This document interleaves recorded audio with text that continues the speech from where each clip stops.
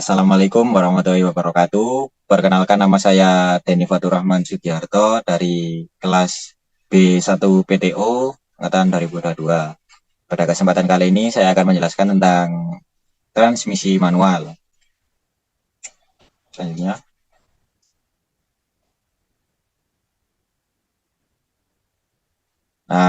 untuk kegiatan pertama yaitu fungsi dan cara kerja transmisi manual dan jenisnya. Prinsip dasar transmisi. Transmisi manual dan konsep-konsepnya merupakan bagian dari sistem pemindah tenaga dari sebuah kendaraan, yaitu sistem yang berfungsi mengatur tingkat kecepatan dalam proses pemindah tenaga dari sumber tenaga mesin ke roda kendaraan. Sistem pemindah tenaga secara garis besar terdiri dari unit kopling, transmisi, diferensial, poros, dan roda kendaraan. Sementara posisi transmisi manual dan komponennya terletak pada ujung depan sesudah unit kopling dari sistem pemindah tenaga pada kendaraan. Fungsi transmisi adalah untuk mengatur perbedaan putaran antara putaran mesin melalui unit kopling dengan putaran poros yang keluar dari transmisi. Mengatur putaran ini yang dimaksudkan agar kendaraan mampu bergerak sesuai dengan beban dan kecepatan kendaraan.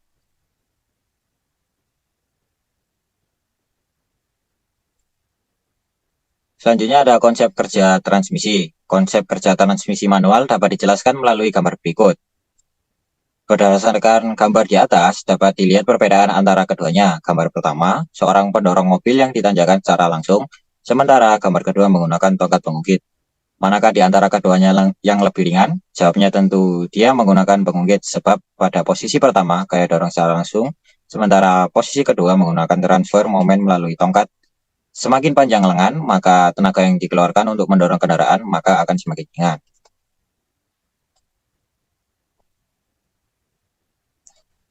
Konsep berikutnya dapat digambarkan dengan sebuah pengungkit lengan. Pengungkit yang panjang memungkinkan pemindah beban berat dapat dilakukan dengan tenaga yang relatif kecil. Konsep ini dituangkan pada sebuah roda gigi. Apabila roda gigi kecil memutarkan roda gigi besar, maka dapat menggunakan tenaga yang relatif kecil dengan hasil torsi atau momen yang besar.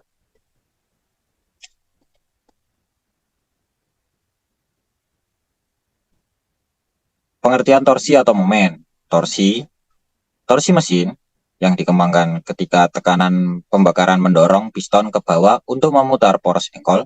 Torsi terbentuk dari gaya dongkrak torak ketika terjadi ledakan yang memutarkan poros engkol.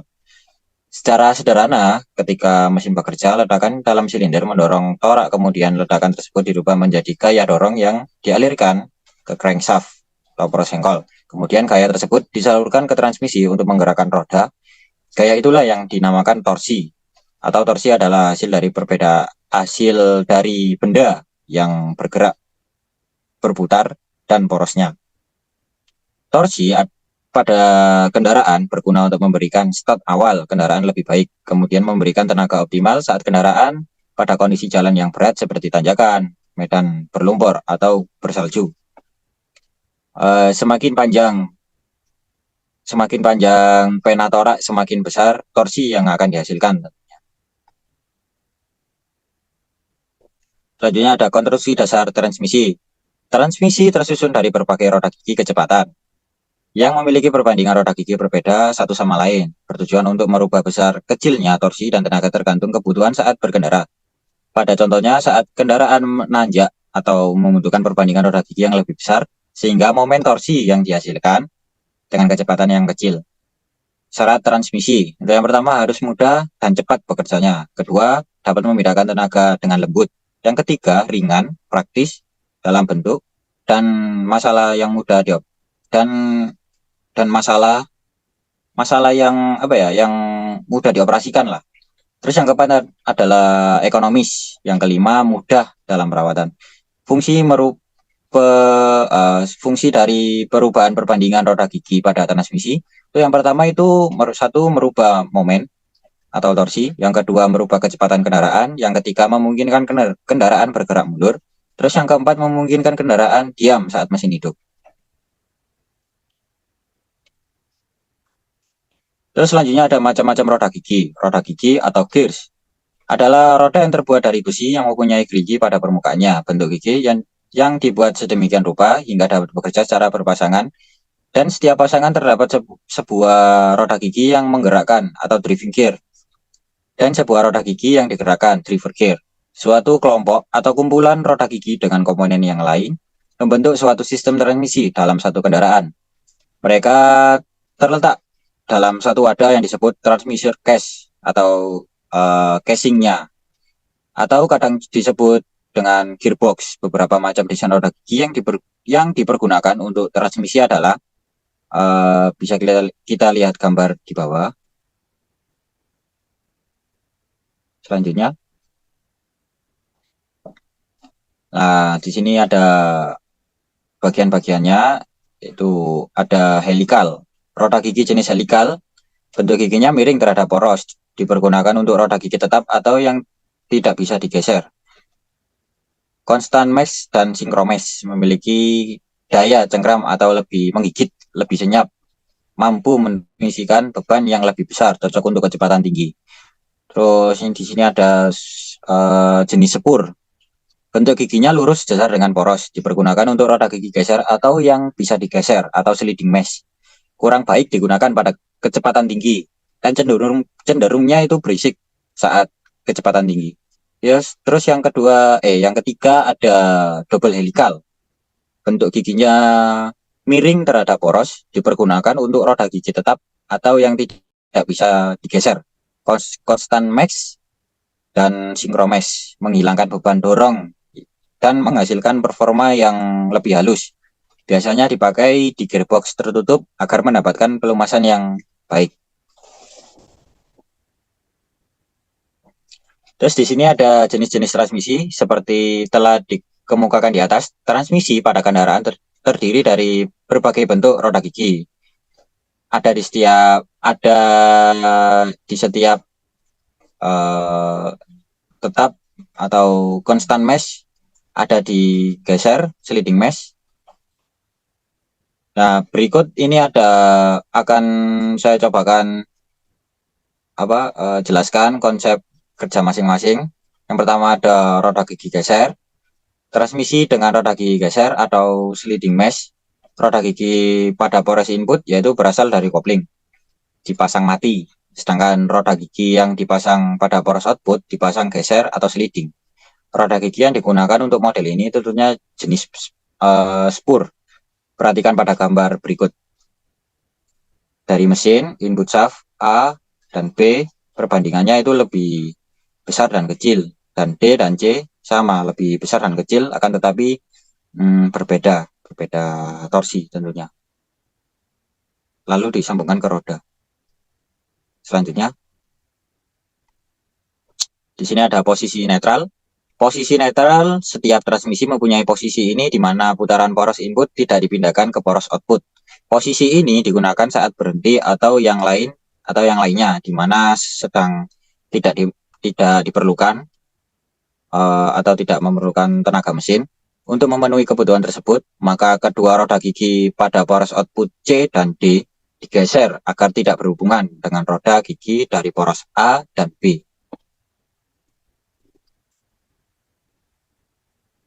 Terus di sini ada posisi gigi pertama atau gigi 1. Digunakan untuk menggerakkan kendaraan pertama kali. Kondisi ini memerlukan momen yang lebih besar. Dengan gerakan pelan, maka roda gigi memutar driver harus yang lebih kecil A, memutar roda gigi yang lebih besar D. Sehingga roda gigi pada poros output yang dihubungkan dengan roda gigi sebelah kiri, sementara sebelah kanan tidak berhubungan dengan B dan C, tidak berhubungan. Terus di sini ada saat posisi gigi 2. Pada posisi ini tentunya kendaraan sudah bergerak sehingga momennya tidak begitu besar dibandingkan dengan saat posisi gigi 1. Komposisi dari roda gigi pada posisi gigi kedua ini, roda D digeser sampai tidak berhubungan dengan roda gigi A. Dan roda gigi C digeser kanan agar berhubungan dengan roda gigi B. Dengan demikian, putaran poros input dipindahkan melalui roda gigi B dan C ke poros output.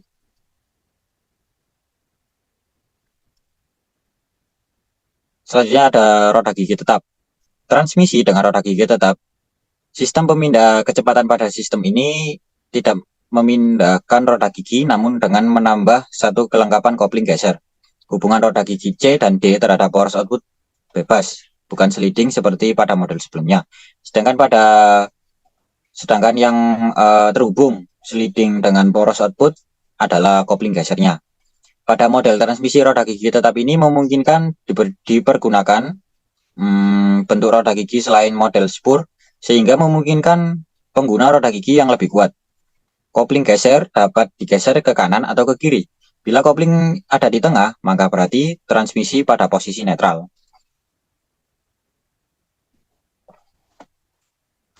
Nah, terus selanjutnya ada saat posisi netral. Pada posisi ini, meskipun roda gigi C dan D terus berputar bersama roda gigi A dan B, namun tidak ada pemindah putaran poros output.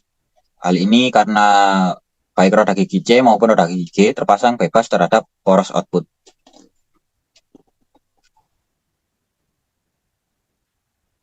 Terus pada saat posisi gigi 1, kopling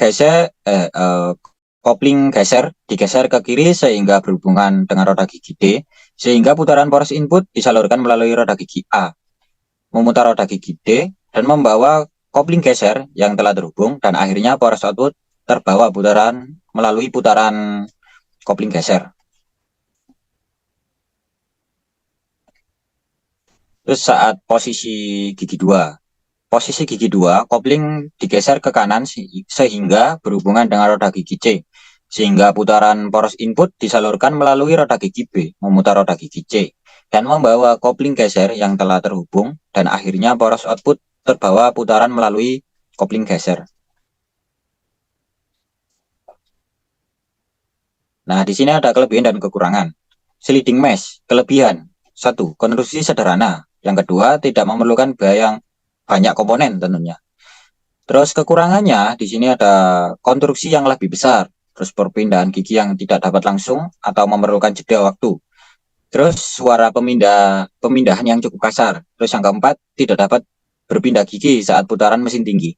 Terus yang constant mesh, kelebihannya. Tuh yang pertama, gigi percepatan mudah. Gigi percepatannya tidak mudah rusak tentunya. Terus yang kedua, ukuran transmisi dapat lebih kecil. Terus kekurangannya di sini, proses pemasukan gigi masih kasar. Terus perpindahan gigi sangat sulit dilakukan pada kecepatan tinggi, sehingga perlu dilakukan pada kecepatan yang rendah.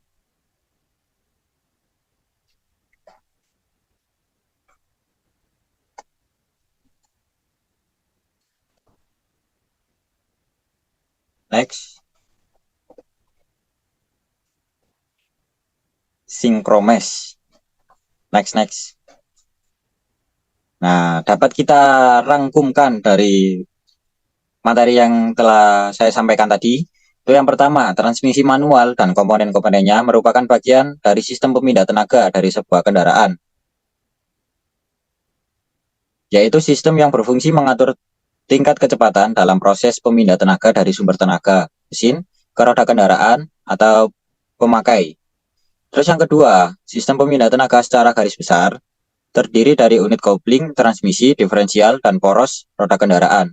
Sementara posisi unit transmisi berada selangkah di belakang unit kopling. Hal ini agar pemindahan kecepatan hubungan dengan mesin dapat diputuskan terlebih dahulu. Terus yang ketiga, konsep dasar cara kerja transmisi adalah menggunakan konsep perbandingan momen melalui sejumlah roda gigi. Dengan konsep tersebut dapat disesuaikan antara tenaga output mesin dengan besarnya beban yang akan diangkat. Saat beban berat seperti kendaraan akan bergerak, tanjakan, dan sebagainya, digunakan tingkat kecepatan yang lebih rendah, yang memiliki momen yang lebih kecil. Terus yang keempat, terdapat beberapa macam roda gigi yang dipergunakan pada transmisi, yaitu roda gigi jenis spur. Bentuk giginya lurus sejajar dengan poros, dipergunakan untuk roda gigi geser atau yang bisa digeser atau sliding mesh. Terus yang kedua ada roda gigi jenis helikal.